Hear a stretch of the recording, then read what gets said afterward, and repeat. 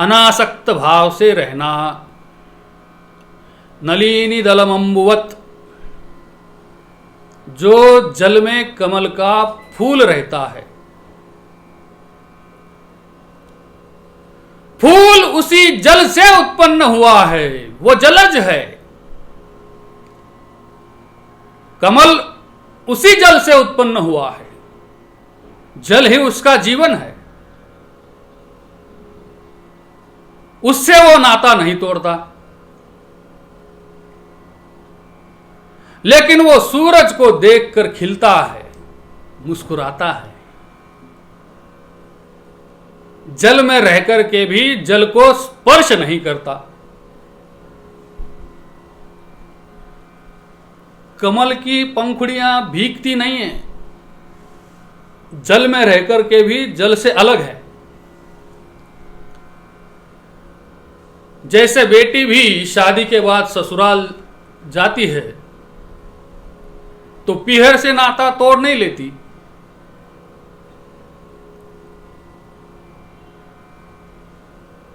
लेकिन पति से नाता जोड़ लेती है। पति के जितने सगे संबंधी हैं उनसे नाता जोड़ लेती है और उन्हीं को अपना मानती है। पीहर में जाती भी है तो ऐसे रहती है जैसे पानी स्पर्श न करे। बाप से भी पैसा मांगेगी तो भी कहेगी बाबा 1000 रुपए दो ना, बाद में लौटा दूंगी। फिर बाप भले ही कहे अरे बिटिया तेरा ही तो है सब, नहीं पापा आप अपने हिसाब से दो, बात अलग है, लेकिन मैं मांगू तो मुझे लौटाना चाहिए। ऐसी व्यवहार दक्ष हो जाती है। पीहर से नाता नहीं तोड़ लेती, लेकिन अब उसको अपना नहीं मानती, मानती है मेरा पति। तो भक्ति करने का मतलब संसार से नाता तोड़ लेना नहीं है। भक्ति करने का मतलब है परमात्मा से नाता जोड़ लेना, भगवान से संबंध बना लेना।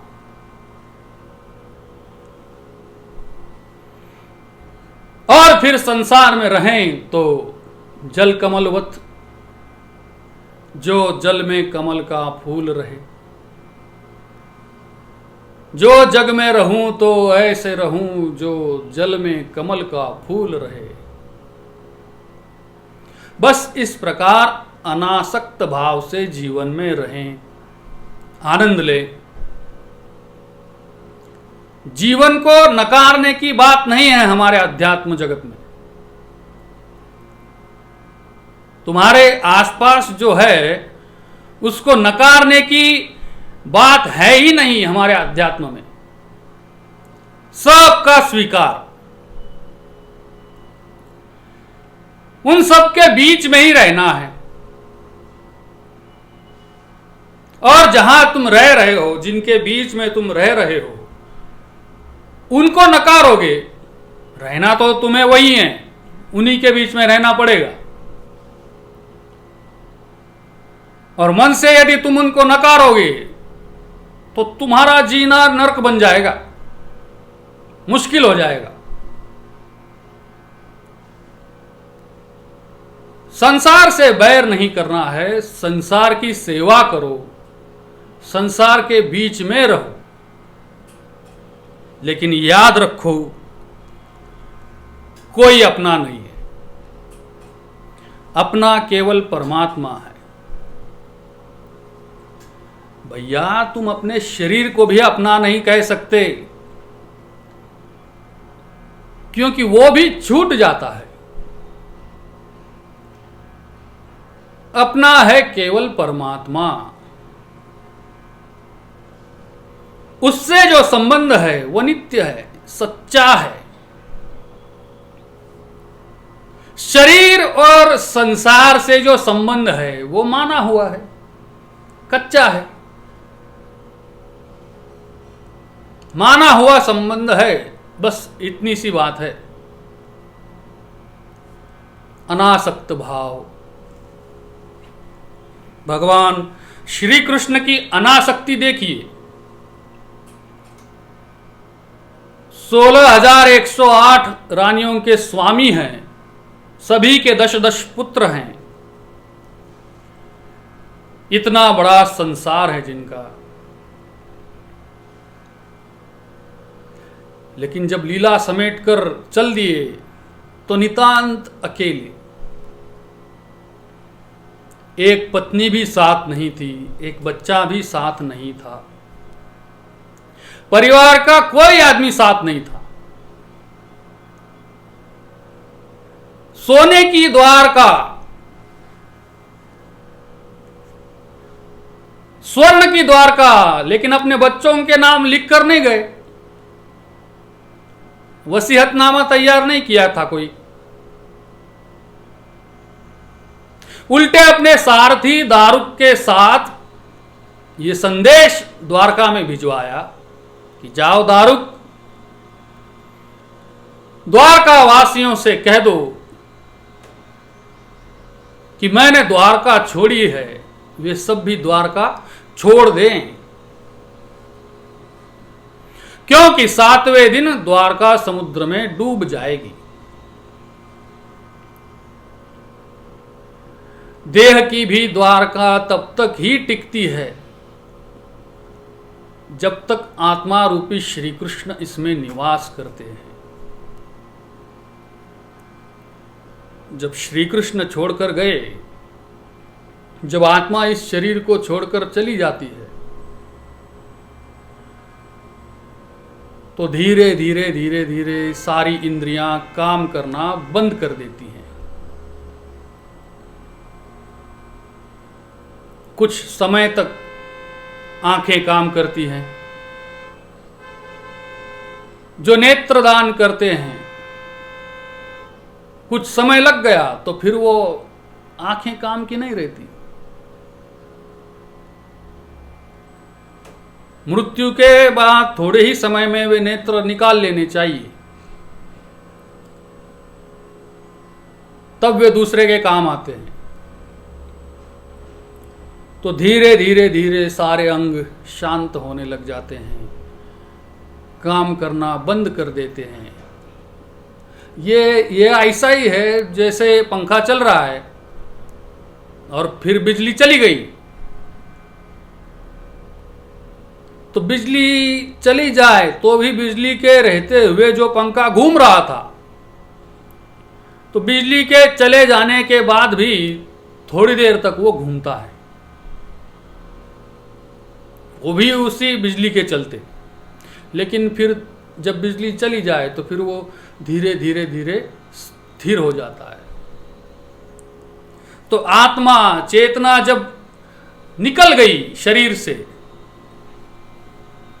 तो थोड़ी देर तक शरीर में, उसमें थोड़ा आवेश में शरीर रहता है। इंद्रियों के देव रहते हैं। लेकिन जब श्री कृष्ण ने देह द्वारका ही छोड़ दी है,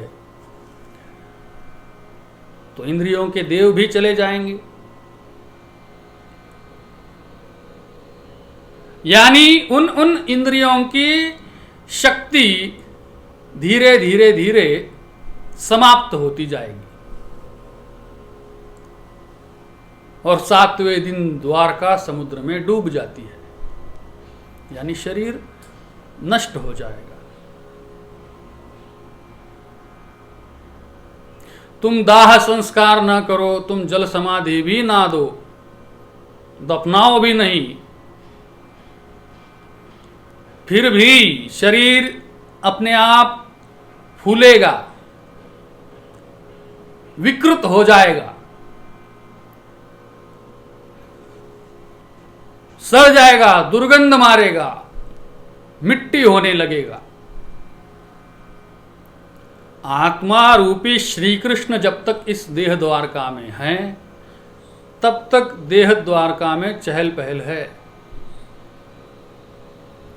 तब तक ही उत्सव होता है। अनासक्त भाव से रहते हुए जीवन को उत्सव की तरह जियो। श्री कृष्ण के होठों पर मुस्कान सदैव रहती है। वह चक्र चलाने के बीच में भी अपनी मुस्कान नहीं गई और बांसुरी सदा बजती रहती है, प्रेम की बांसुरी। प्रेम का वह संगीत निरंतर श्री कृष्ण के जीवन में है। चाहे लड़ना पड़े, चाहे किसी का विरोध करना पड़े, कभी चक्र चलाना पड़े, लेकिन प्रेम की बांसुरी सदा बजती रहनी चाहिए। द्वेष न हो भीतर, घृणा न घोलें, प्रेम की बंसुरी बजती रहे। जीवन एक उत्सव है। कृष्णावतार इसलिए है, वो ये संदेश है कि संसार के सभी लोग दुखी हो रहे हैं, रो रहे हैं, लड़ रहे हैं, झगड़ रहे हैं, तब श्री कृष्ण का चरित्र इसीलिए है, you are here to enjoy, you are here to celebrate. दुखी क्यों हो रहे हो? श्री कृष्ण का चिंतन आनंद के आसपास घूमता है। वे आनंद पर जोर देते हैं, आनंद से रहो। तुम अपने स्वरूप को पहचानो, तुम आनंद स्वरूप हो। दुखी हो रहा है आदमी अज्ञान के कारण। तुम जीवन को उत्सव के भांति जियो। तुम्हें देह में आत्मबुद्धि हो गई है, इसलिए देह के धर्म को तुम अपना धर्म समझ रहे हो। शरीर और कुछ नहीं है, जैसे ये तुमने कपड़ा पहना है, बस वैसे ही इस चेतना ने इस शरीर को ओढ़ा है। वासांसि जीर्णानि यथा विहाय नवानि गृह्णाति नरोपराणि तथा शरीराणि विहाय जीर्णान् अन्यानि संयाति नवानि देहि। कुरुक्षेत्र में गूंजी वो वाणी। जिस प्रकार मनुष्य पुराने वस्त्र छोड़कर नए वस्त्र धारण कर लेता है, बस उसी प्रकार ये आत्मा वृद्ध, जीर्ण और शीर्ण शरीर को त्याग कर नया शरीर धारण कर लेती है। मैं शरीर को धारण करता हूं, शरीर मुझे धारण नहीं करता। मेरे कारण शरीर है, शरीर के कारण मैं नहीं हूं। जिस प्रकार दूध का मंथन करके उसमें छिपे हुए माखन को अलग कर लिया जाता है, बस उसी प्रकार मनन प्रक्रिया के द्वारा आत्मा को शरीर से अलग करके अनुभव कर लिया जाता है। यही है सेल्फ रियलाइजेशन।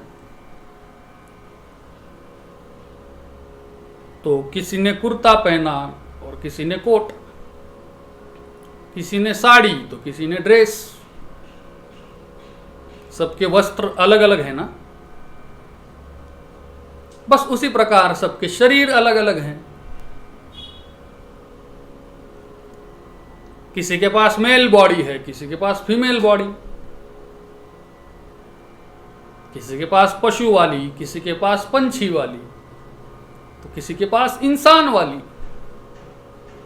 सबके पास अलग अलग बॉडी है, सब ने अलग अलग कपड़े पहने हैं। तो जिसको जो कपड़ा मिला ओढ़ लिया, आ गए दुनिया में। और वो कपड़ा मिला है प्रारब्ध के अनुसार। अकस्मात जिसके हिस्से में जो आया ये वाली बात नहीं, उसके प्रारब्ध के अनुसार उसके लिए जो कपड़ा योग्य था वो उसको दिया गया। उस जीव के प्रारब्ध के अनुसार जो शरीर योग्य था वो उसको दिया गया। और वो चोला पहन करके हम आ गए, रह लिए, नाच लिए दुनिया में 80-90 साल। और फिर जब कपड़ा फट गया, मैला हो गया, जीर्ण शीर्ण हो गया, छोड़ के चल दिए। लेकिन मैं जब फटा हुआ कुर्ता उतार देता हूं तो क्या मैं मर जाता हूं क्या? नहीं। बस उसी प्रकार शरीर छोड़ दिया तो मैं मर थोड़ी गया। मेरी मृत्यु है ही नहीं, मैं नित्य हूं। ये शरीर नहीं था तब भी मैं था, शरीर है तो इस रूप में तुम मुझे ही देख रहे हो। और जब ये शरीर नहीं रहेगा तब भी मैं रहूंगा। इस बात का जो अनुभव कर लेता है, ये जो जान लेता है, वो मृत्यु के भय से मुक्त हो जाता है। Never born never died.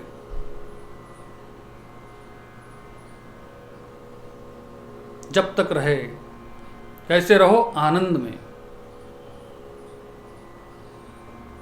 जो आनंद किया और आनंद दिया, पूरी दुनिया को हमेशा याद रहे।